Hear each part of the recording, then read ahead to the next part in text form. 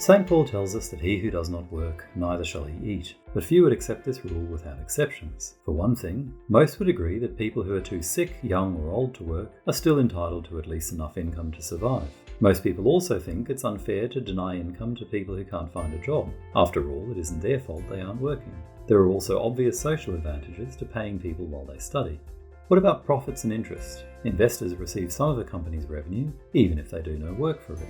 Lenders earn interest without having to do anything but wait to be repaid. Changing this would require us to rethink our whole economic system.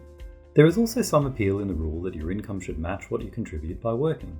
Doing so can help us identify some clear social injustices. For example, a CEO can earn 300 times as much as the person who cleans the shop floor, although both are needed for the company to run. An influencer can be paid more for one selfie than a warehouse worker is paid for a lifetime of service. But how exactly should we measure contribution? We can measure the contribution of a corporate lawyer in money by counting up the fees they bring into the firm. But we can't count money to measure the contribution of a nurse in a children's hospital run as a charity. Also, how do we separate out individual contributions? What if a lawyer has their paralegal do most of the research? What if a nurse saves the life of somebody who goes on to create a green energy technology that saves society billions?